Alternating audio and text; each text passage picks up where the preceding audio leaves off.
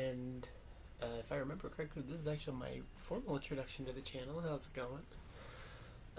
So, as you remember last week, Grace discussed Trump's big, not so beautiful bill, and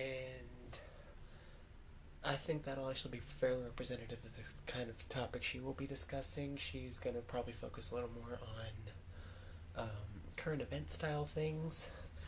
Me, I might delve a little bit into current events, but I'm planning to actually do something closer to what I'm doing today, which is more topical stuff. And so I hope you guys like, comment, share, subscribe, everything that I'm supposed to say in an intro or whatever. And without further ado, let's jump right into it. So, democracy. This is actually going to be a small series I plan on doing, so this will just be part 1. So, democracy, what is it? So, democracy comes from the Greek demokratia, which comes from demos, meaning people, and kratos, meaning rule. So, rule by the people. It is a form of government where the people have the authority to deliberate and decide legislation or to choose the governing officials who will do so. So, basically, people decide things.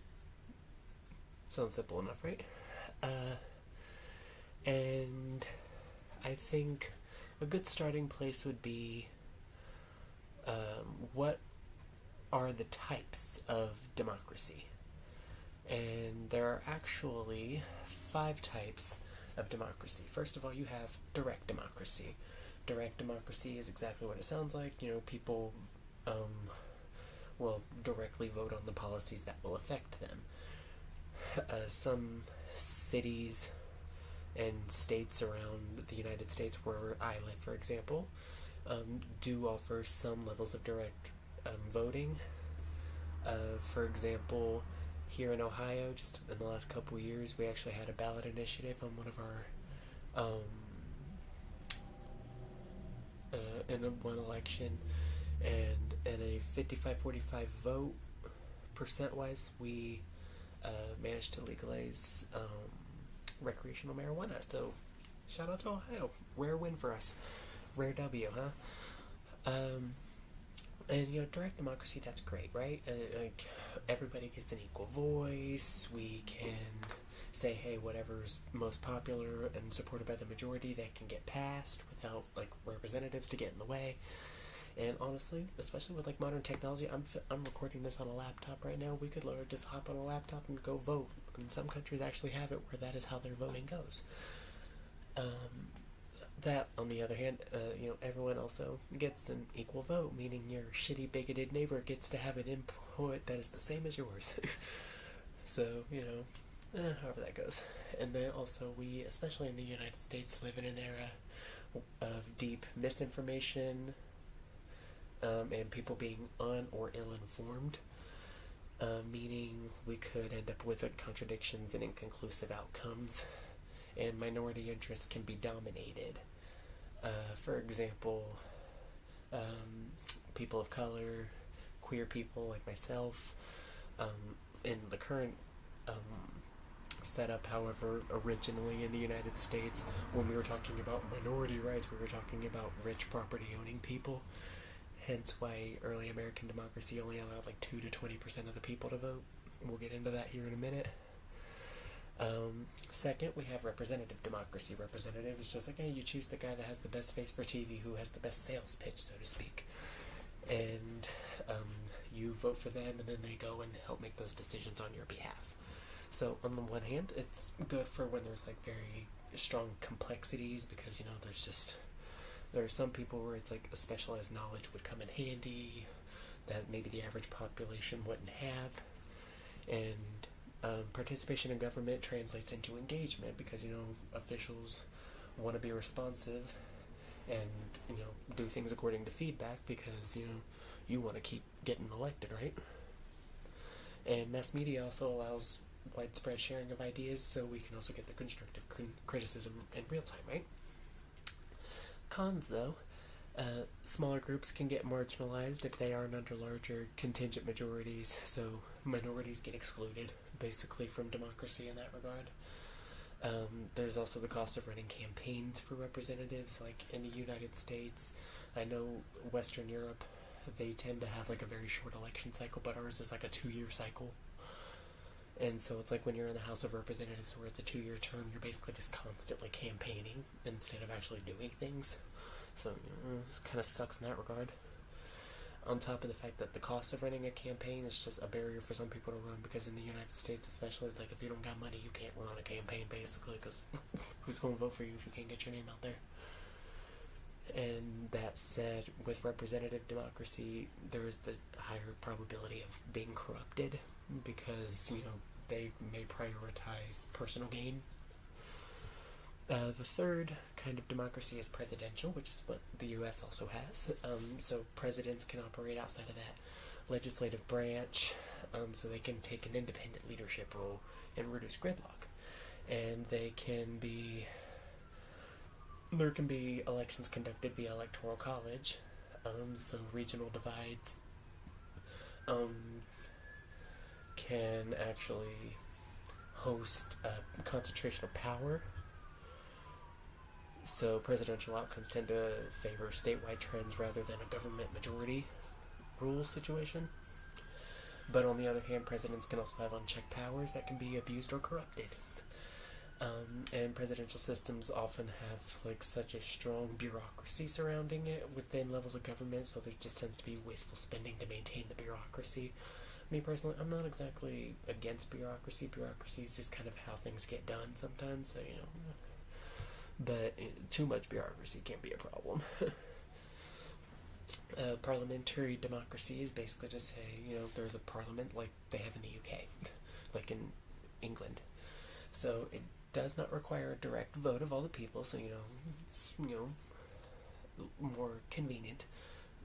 But it also encourages dialogue and debate, because you can just put policy proposals out there and just see what people think before you actually decide them. And they can be very responsive, because, representatives, they want to be reelected, like I said earlier. And the cons is, like, party polarization, there's lobbying, and progress on important legislation can be slow. It's also very bureaucratic, and economic sectors may end up struggling because there's just all these different restrictions because of oversight committees, basically. And lastly, a constitutional democracy, basically a democracy that has restrictions built into a constitution that, other than that, you have free range to decide on whatever you want, basically. And so the pros, constitutions, they give the citizens their rights, so that way there are safeguards against infringement on human entitlements from the government, and there allows to be oversight around key areas to hold people accountable. There's a little bit more stability because there's something anchored to it. But judicial interpretations can also vary and lead to changes in public policy, especially in crisis. Government institutions end up pursuing politically partisan agendas instead they just fail to respond effectively to the people's needs, so there is that issue. Democracy also does have different elements that can be included. For example, we already talked about representative and direct democracy, but there's also lottery systems. Like some positions in ancient Athens actually did this, and it's basically just, hey, you're in charge of this thing now. Just pick some random guy off the street. There's also cellular democracy, which is like a ground-up neighborhood-level council that then branches out further as levels go higher. So Cuba actually follows a system very much like that. Like, they have, like, little neighborhood communities and committees and everything, and those committees help out in the local community, and then they, send delegates to higher things, and that's pretty much the political system. We'll get into Cuba in another video. Then you have the idea of, like, there can be a majoritarian system or a consensus-based system. Basically, are we going to get just pure majority, or are we going to just try to get everybody on the same page, which can lead to some people feeling like other people are encroaching on them. But when it comes to consensus, it kind of can lead to inaction because you're spending so much time debating everything. Aggregative versus deliberative, which basically means, like, are we just voting, picking the preferences and say go for that? Or are we actually talking through things and trying to find ways to address everybody's needs? And then we also have ranked choice voting, which basically just like you rank your candidates, like first, second, third, and fourth. They tally up the first picks of everybody's choices. If there's not a majority win, then they just like take your last choice and add those to those new points. Someone else can explain it better. There are some areas of the United States and other countries that do it, but I am unfortunately not in one of those areas. Basically, it allows you to still vote for who you want, but also hold your nose and vote for the candidate, even if you're not exactly a fan of them. Like, you could vote for a third-party candidate who espouses more of your views, but then also, in case that when you know that person won't win, you can still hold your nose and vote for the Democrat or whatever, if that's what you want to do. And then me, I don't necessarily agree with this one, but forced voting, basically everybody has to vote. So, anyway, seems fairly simple. Now, there are actually 7 questions about democracy. So first you have to figure out, what are we doing the democracy in? Usually people might think of like a country, a city, a state. But you can also have democracy in your workplace, which I will talk about workplace democracy in another video too. You can also have democracy in your schools. Things like that. Then we have to determine, now we know what we're doing in who's the people. Is it everyone? Who's counted as an adult? Like, are children allowed to vote? Me personally, like, if we're going with like government, I'm thinking if you're old enough and are allowed to have a job, you should be allowed to vote. Because taxation without representation, we'll get into that a little bit later too. Then you have to know, how's it structured? Is it going through local municipalities? Does it go through a parliament system or through federal bodies? What's the deal there? Now, what do we do if there's a divide? That's that majority versus consensus thing. We're shooting for a majority. Is that 50 plus 1, 50% plus 1, or are we going for consensus? Everybody got to be on board. And then if we do decide to go majoritarian, how do we determine the majority? Is it the majority of all citizens, the majority of voters, the majority of representatives? It depends on what your system is, right? And now, what's the legitimacy of somebody's ability to rule? That's number 6. So, are they an expert, or are we just kind of going on, hey, I like your vibes, I would have a beer with you? Which is kind of how a lot of American politicians get voted in. It's like, I like your energy, man. And 7, what conditions will favor or harm it? Like, what are the safeguards to keep everyone on board with democracy? Because fact of the matter, while it doesn't seem like it should be a hard sell to say, hey, everybody gets to have an equal voice, there's going to be propaganda for democracy. And democracy propaganda in a democratic society. Now, propaganda, that is a fun one. I would like to get into a video discussion about that at some point. Propaganda, because I don't think it's necessarily good or bad. It just kind of depends on what you're doing. Because we have a lot of propaganda like, hey, we need to, support Israel and bomb Palestine. I mean, you didn't hear that. And, so, bad propaganda exists, but then there's also like, hey, we should, use resources to feed people, and like, hey, that's good propaganda, we should encourage that, yes. So, I mean, just because you have propaganda to justify democracy doesn't necessarily mean that it's bad. But, anyhow, now that we've gone through some of those basic things, I do want to get into, like, the early history and basically some context about the American experience with democracy. So, it all starts back in ancient Athens, Greece. So, there's this guy, Cleisthenes. He basically created a direct democracy system, but that direct democracy, who did they decide was their civilians? It ended up being about 10 to 20% of the population. It's going great. It's only adult men who are free and Greek. Like, it was only Greek adult freed men. So, no slaves, no women, no foreigners, none of that. So, for example, in 450 BC, there were 100,000 citizens, 10,000 resident foreigners, and up to 150,000 slaves. And so only 10 to 15% of the population could vote at that time.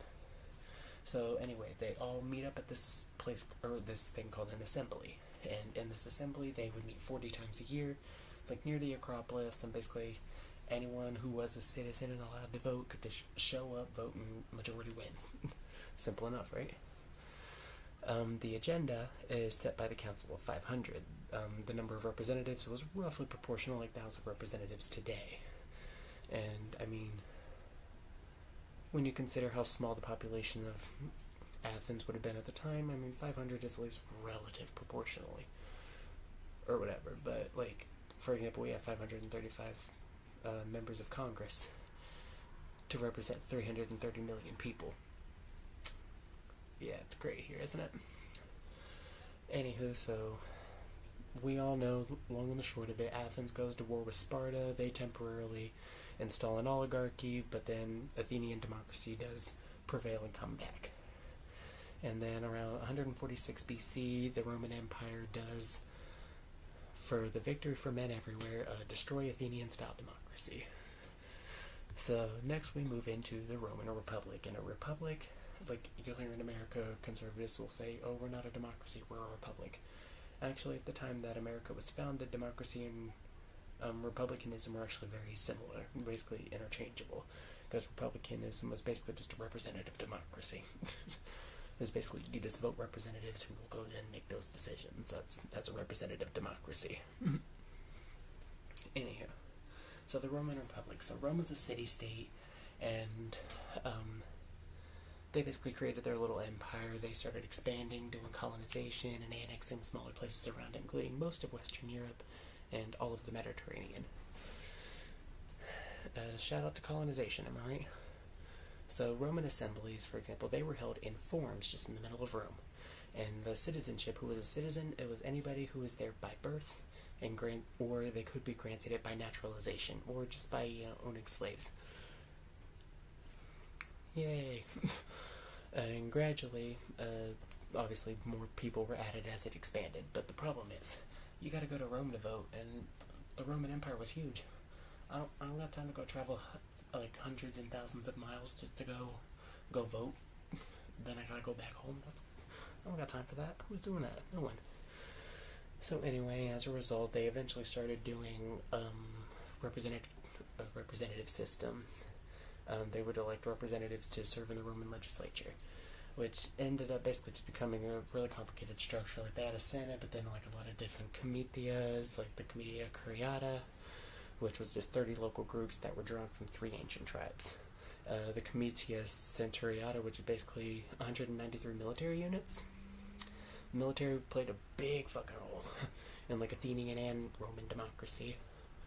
The Concilium Plebis, which basically was just for the plebes, the commoners, the poors. And the Comitia Tributa, basically an assembly open to all citizens. So that was a very large thing, like citizens exercised a lot of control there too. Now the votes were counted by units, so it was like centuries, tribes, etc. Kind of like our electoral college in the United States for that audience. So unfortunately, here's where the problem is. You need a majority of units to be the winner, which is how you can have a situation where most, like you might lose a popular vote but win the election. Looking at 2016's American presidential election, how you doing, Mr. President? So, anywho, it kind of represented all citizens, but the assemblies weren't like sovereign, and the Senate really just had a lot of power, and senators were also chosen by the military, and the military at that time, a lot of aristocrats actually wanted to be involved in that. They were like, we're middle class, we're the aristocrats, we should be important. Stray cat outside. But, so yeah, it kind of gets a little dicey there. And honestly, the American system of democracy that we founded actually took heavy inspiration from both of them, despite not having a historical grasp.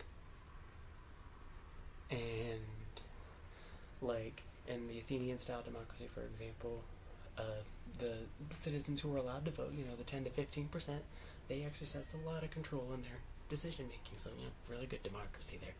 Problem is, it's not very democratic when you're looking at 10 to 15% of people being allowed to vote. Kind of sucks, huh? So, anywho, let's get into American democracy.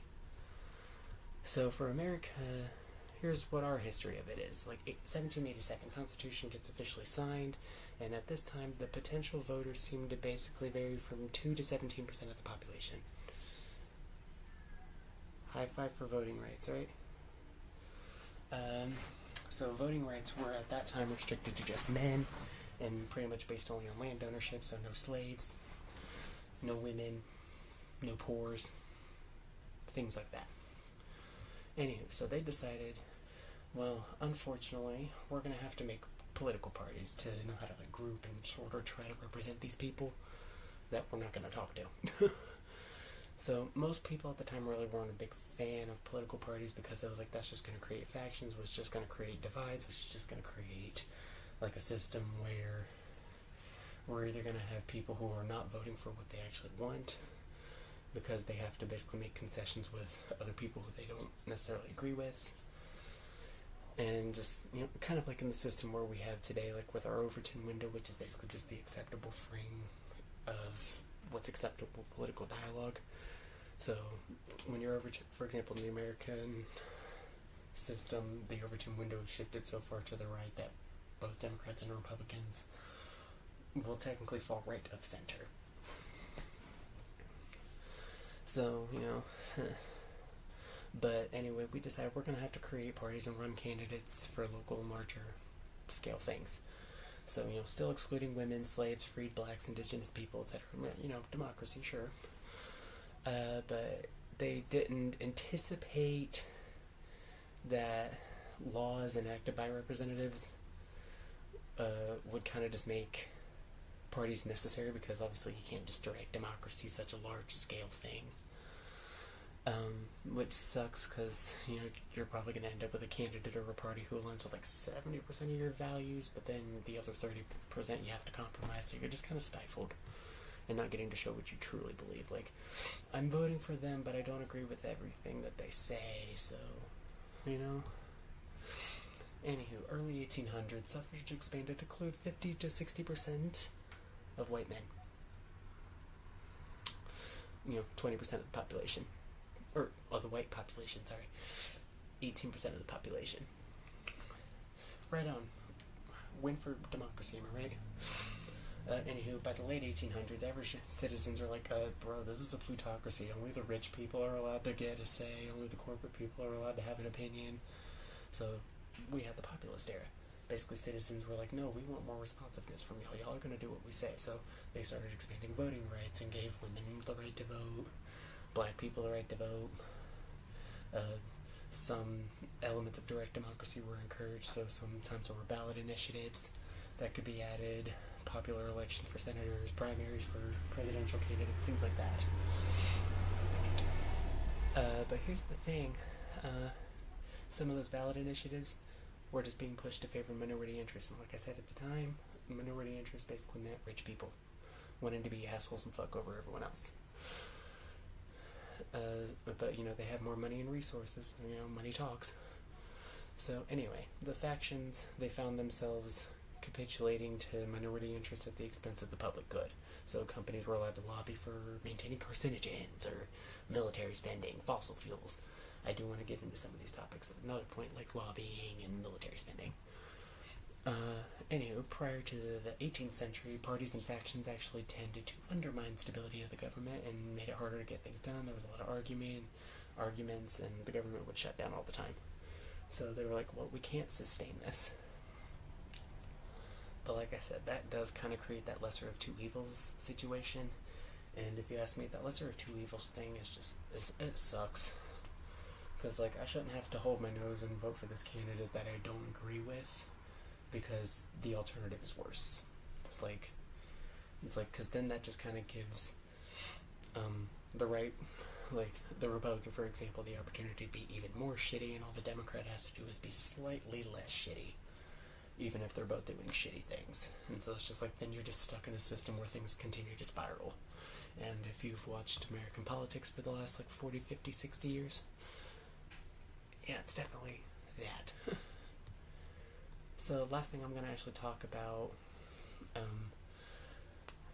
most agree these days that the U.S. would be considered a flawed democracy. Basically, yeah, they have democratic principles, but there's just so much instability and chaos in America that it makes it difficult for things to be functional. Researchers actually indicate that government functioning and political culture are leading causes of this. Like, there's heightened divisiveness in public opinion, and so hardened government creates a gridlocked and hyper-sectarian model, like in Congress, for example. So Republicans continue to push further right. Democrats are stuck contending with, like, hey, we have some more moderate Democrats, but then we also have the progressive ones that want more things. And how do we reconcile this? So there's just a lot of obstruction when it comes to getting things done. And then also in 2020, for example, we had election disputes and the pandemic, so it's just social cohesion went completely downhill. Other countries rallied together. Shout out to China, for example. Like, y'all really rallied together in a crisis. We basically said, I don't want to be inconvenienced, and also get back to work, you stupid pores. So, don't you just love us here, huh? And then also gerrymandering and voter laws have continued to expand over the years. And so we just kind of seemingly get less and less democratic as the years go by. So we are actually ranked 27th in a list of countries being ranked by their amount of democracy, basically. And actually, just fun fact, the highest rated democracies in the world would be Norway, Finland, Sweden, Iceland, Denmark, and New Zealand. So shout out to y'all. How's it going? But anywho, as I said, I do want to talk about some things basically concerning, like, voting restrictions in the United States, and just how fucked up our electoral system is here in the next part that I will be doing. I'm hoping to keep my series on democracy into like 3 or 4 parts if I'm lucky. Pray for me. But that said, I have many other video ideas down the line. I want to talk about fascism because, you know, welcome to America. You know, lobbying, just various topics in that regard. And also, if you have any ideas of topics you'd like me to discuss, please let us know down in the comments. And also, with maybe not every video I post, but like some videos I do plan on posting songs, my own covers of songs, or even personal original songs, that are related to the topics at hand. So I hope y'all will check those out just to add other context. That said, next week Grace will be back with another video. I think she was talking about when to do the Epstein files, so stay tuned for that. And as always, I hope y'all will like, comment, share, subscribe, and tune in and see us next time. Bye.